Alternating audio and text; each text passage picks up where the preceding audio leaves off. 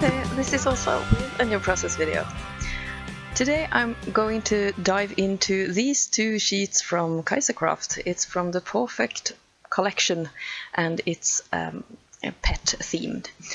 And I bought two sheets and they are cut apart with really cute back sides that have just a bit of paw print and some wood grain. So I'm going to use both these sides because I could never ever pull myself to using all these cards, even though I'm going to use up many of them.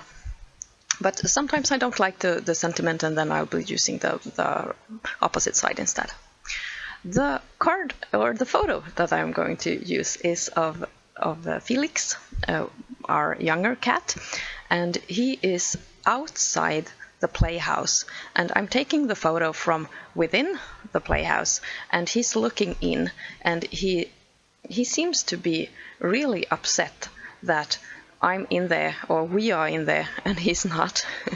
So the title for this page will be "Let Me In," but in Swedish.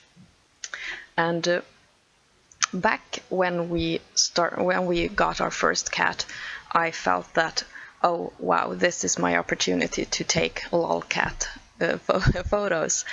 And then we happened to buy a black cat.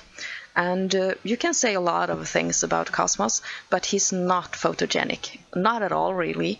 He's quite the opposite. He doesn't appear in photos. It's like just a black void. So I don't really have a lot of fun photos of him, even though he makes funny things. It doesn't look good on photo.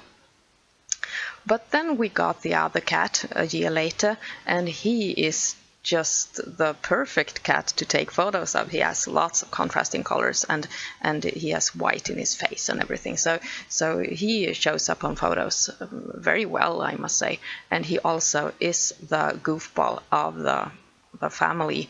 He does so many fun things, and he is just the perfect lolcat. So this is one of those fun photos that I have had the opportunity to capture there. If I had a camera in my eyes, I would have been able to take even more. This is one of my favorites because he looks so hurt that he is on the outside and we are on the inside. What I've done now is that I've cut apart not all, but many of the cards, or yes, the cards, and then I've started to kind of sort them by color. And for this page, I'm going to be using the ones towards the more brown. The color scheme of these two pages are very muted. They are in the more masculine kind of color range, and there are not a lot of things to work with color-wise, but some of the cards had a little bit of blue, and some cards had a little bit of the more the whitish kind of colors. And this time I'm going to go with the brownish cards, or some of them that had certain bits that I thought fitted this photo. Some of the cards also had a drawing of a more long-haired cat, and I didn't particularly like that because both our cats are very, not short-haired, but they don't have that like fluffy kind of fur. So I'm going to just take those cards away. I chose one of the graffiti fonts for the title because I wanted to be like he's shouting the words, and he is it's almost like when you use speech bubbles in cartoons. So I wanted it to look hand drawn and a little bit almost messy. I'm inking the papers because they had a brown border. Lots of them had brown borders, and then this little white edge that you always get when you cut apart papers. Then it becomes so visible. Sometimes when the pattern of the paper or the paper itself is very light in color, it doesn't matter. But here, where the border was really dark brown, I thought it was really important also to ink the edges.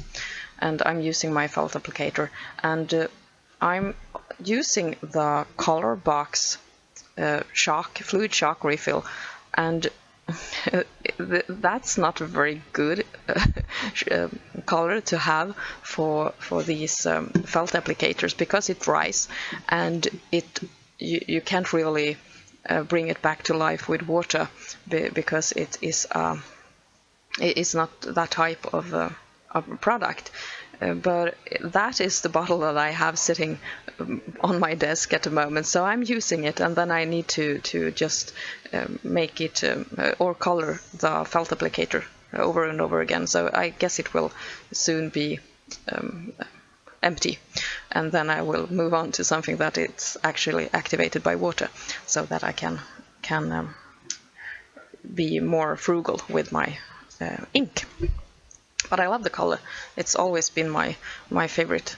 I bought it in these little, the eye-shaped felt ink pads, the chestnut roan from Colorbox. It's always been my favorite, even since I think it perhaps was the first ink pad or eye-shaped ink pad that I bought, and I've been using it a lot.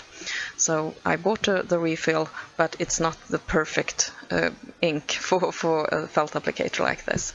You should use it perhaps in an airtight container or something like that to make it stay wet.